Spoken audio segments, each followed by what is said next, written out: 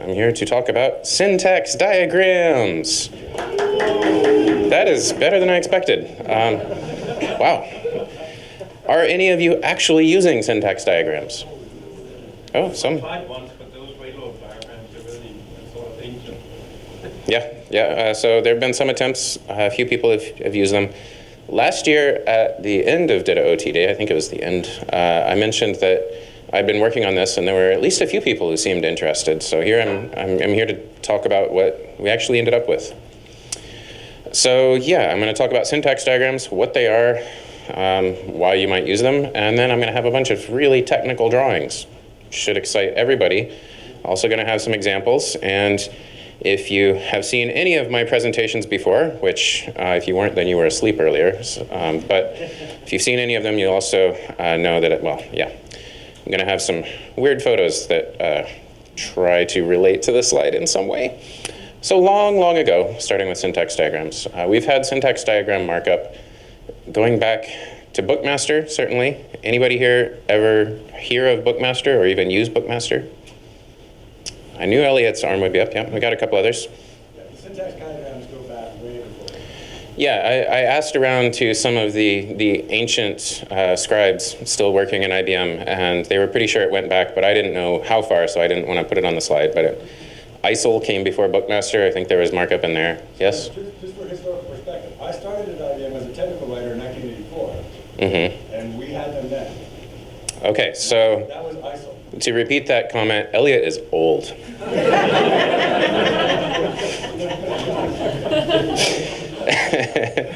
Yeah, sorry. I told you I'm tired. Okay, so it definitely went back to ISIL, maybe before that. Yeah, it's been around for a while. It was definitely a big part of the IBM IDDoc SGML that preceded DITA and made its way into the DITA programming domain. Just a quick note about the future. I strongly suspect it will move into its own domain in DITA 2.0 because that makes a lot more sense and makes it a lot easier for everybody who doesn't want it to just get rid of those while not getting rid of other elements. The intent of syntax diagrams is to document command line syntax. The elements in a syntax diagram, you have groups, choice groups, where you have something you need to choose between. You have two or more options. Composite is a group of syntax elements that go together, and then a sequence is things you have to do in order. We have fragments, so you can split off a piece of a command that might make sense separately, rendered separately. Blocks, you can have basically footnotes within your diagram, references to those footnotes, references to fragments that might be repeated over and over throughout your command. And then the actual technical elements. You've got keyword, variable, operation, or operator, delimiters, separators, and then repeat characters, repeat separators. There has been a lot of confusion among people who notice KWD. It's like, why are you using that and not keyword, which is available everywhere else in DITA? And I don't have a good defense of that. This was an element that is specific to syntax diagrams with specific behavior in syntax diagrams, so that's the way it ended up. Again, another reason to strip it out for people who don't want to see it. Here, believe it or not, this is a simple example of syntax markup. You've got the diagram. You've got group seq, I don't know how to pronounce that really, but a sequence group of commands that go together. This is actually a command that existed in our tool before recent conversions to straight out use the toolkit. This is something that was in our SGML-based tool set that then started supporting DITA. So DIT to HTML was a way to convert your DITA topic to HTML. So we had the command is there, DIT to HTML, and then the group sequence that's nested within there says that you can, it's basically specifying the input file, and there's an optional parameter /I, and there's an optional path, and then you have to have the file name. And then after that, you've got your options. So this is what the markup looks like. You can see how, this is how Oxygen renders it down here. Does my cursor show up? No, it doesn't, okay. Traditional rendering within IBM is like this. ASCII art, railroad diagrams, we call them. That's what I read. Yep. And that's how it was displayed, probably in ISIL, definitely in Bookmaster, definitely in IBM IDDoc. And Book Manager. And Book Manager, which reads Bookmaster files, among other things. And now just a quick sidestep into a note about developers. If you follow this diagram, you can see that you start off with an innocent developer, and then you have a choice group. You have an option. An innocent developer can either choose to write a syntax diagram generator, in which case they're carried through. Definitely default option is pain. You could also get user complaints when things don't work, probably some anguish somewhere. Or you can take the other option to do not write a syntax diagram generator, in which case you're probably going to have some fun. There might be a little bit of peace, joy.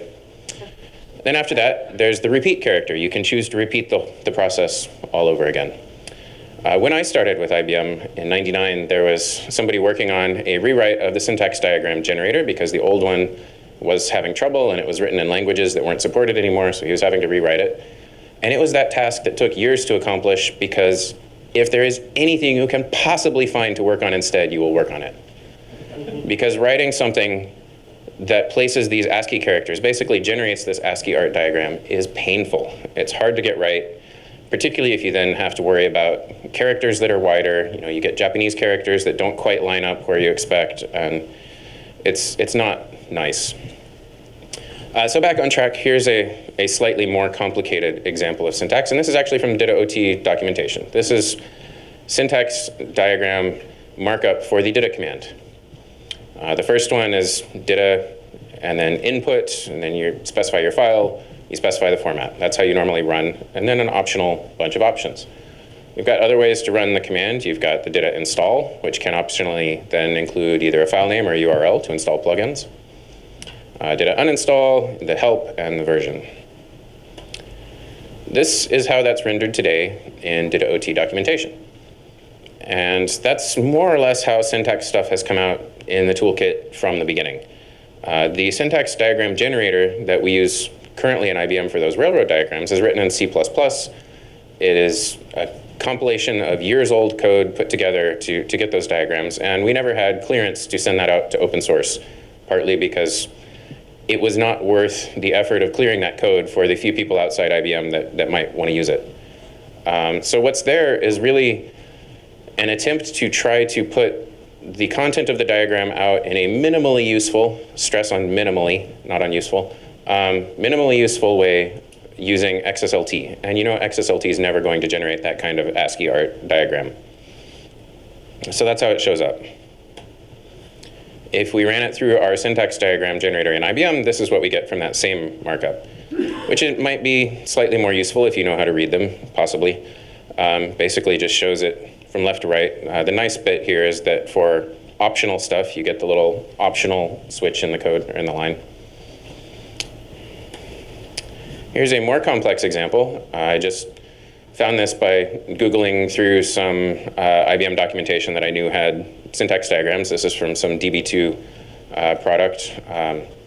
Yeah, that's kind of difficult. You can see it uses most of the markup. You've got repeating groups, you've got optional groups, you've got choices within choices, you've got down on the bottom of the left-hand diagram, you've got footnotes that apply to places up in the diagram.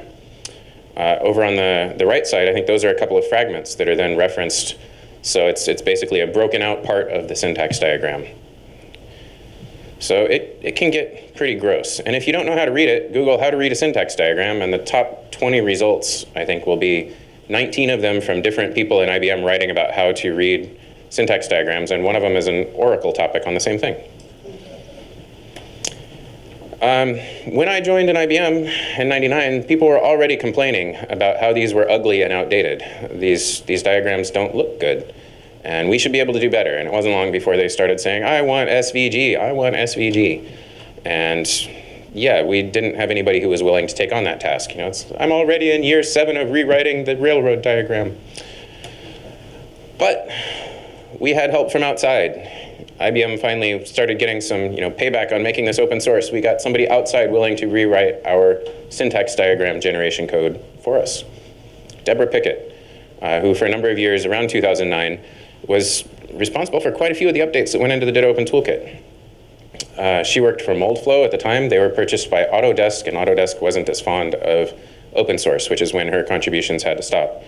But one of the things she contributed during that very prolific period was a rewrite of the, well, actually, from scratch write of the syntax diagram generator. She decided this markup looked useful, I want to do it in a way that actually works within the toolkit. Of course, at that time, she did it using SVG. So this screen capture is the Yahoo Groups files section, where you can download the plugin that was written for 1.4.3. I wouldn't recommend doing that because it won't work with any modern toolkit at all, because the toolkit has changed so much in the last 8 years.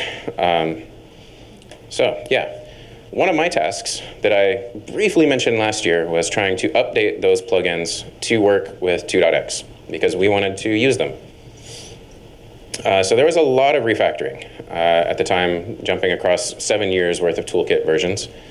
One of the problems I ran into is that the syntax diagram code there was tightly tied into what she called the HTML plus transform type. Did a bunch of things to make your XHTML have proper doc types and meet rules of XHTML. This was just one of several features that were bundled with that and very tightly tied together. There were a lot of plugins that all relied on each other. This was one of the things that happened in a multi-stage process. So I tried to tease it out so it could run independently without any of those other functions. Once I did that, I put it into the pre-process, so it's actually a step. A plugin contributes it after the normal pre-process, so we run all of the pre-process, then we run this step. One of the things that it did 8 years ago was generate JPEG backups of every SVG file, because at the time a lot of browsers had trouble with SVG, didn't like SVG, and they would render the JPEG. That's not generally an issue anymore. Browsers today support SVG. And then a lot of minor fixes.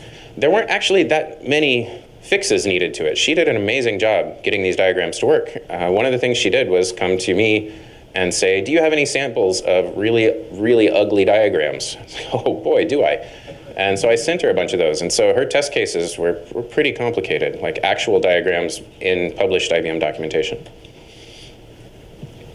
So going back to the ditto open toolkit command, if you render that with the HTML plus SVG diagrams, this is what it looks like. Certainly a lot cleaner than the Railroad version, particularly like how you have the optional group of options, and that's, I think, a lot more clearly conveyed in this SVG. That for the second line, for example, you don't have to have anything after DITA install, just reinstalls everything, or you can specify a file name or a URL. This is actually SVG diagrams, some of the test cases I put together when trying to break her code. The diagrams here have choice groups within choice groups. You got choices within choices within choices.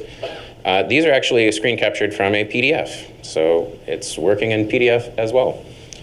Because one of the things, well, what that pre-process step does is generate these diagrams, put them back into your DITA topics just as referenced SVG. So any transform type after that that can handle SVG can handle these just fine. And now we go back to the innocent developer diagram generated with SVG. It's a heck of a lot easier to read, isn't it? So current status of these plugins, they do work with DITA-OT 2.5. They're up on GitHub. I took a make it work approach, as most developers are familiar with probably. There were a lot of updates needed to get it working with 2.x. I did all of those updates, and I didn't have time to do a lot of the cleanup I wanted.